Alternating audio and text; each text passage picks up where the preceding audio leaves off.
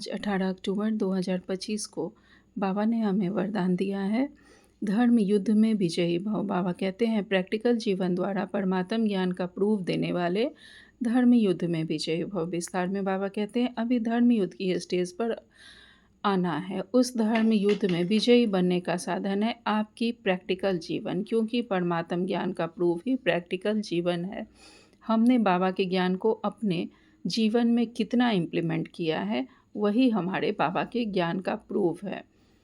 तो अगर हम प्रैक्टिकल में उसे धारण कर लेते हैं तो हम इस धर्म युद्ध में विजयी हो जाते हैं। बाबा कहते हैं आपकी मूर्त से ज्ञान और गुण प्रैक्टिकल में दिखाई दे, क्योंकि आजकल डिस्कस करने से अपनी मूर्त को सिद्ध नहीं कर सकते, लेकिन अपनी प्रैक्टिकल धारणा मोड से 1 सेकंड में किसी को शांत करा सकते हो। अब हम किसी को बहुत समझा नहीं सकते हैं, वाणी में बहुत लोग नहीं जाना चाहते हैं, बहुत नहीं समझना चाहते हैं ज्ञान की पॉइंट्स।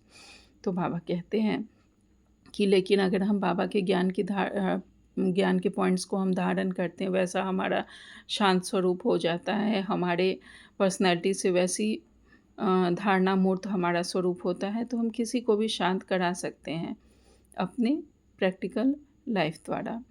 आज बाबा ने स्लोगन में कहा है आत्मा को उज्ज्वल बनाने के लिए परमात्म स्मृति से मन की उलझनों को शांत करो। अपनी आत्मा को हम तभी उज्ज्वल बना सकते हैं जब बाबा की याद में रहेंगे, तो हमारे मन की जो भी उलझन होगी वो शांत हो जाएगी। बाबा कहीं ना कहीं टच करा देता है, या तो मुरली से या कहीं किसी क्लास से हमें पता चल जाती है। तो बाबा की याद से, बाबा की परमात्म स्मृति से हमारी मन की उलझनें स्वतः समाप्त हो जाएंगी। अच्छा, ओम शांति। शुक्रिया बाबा।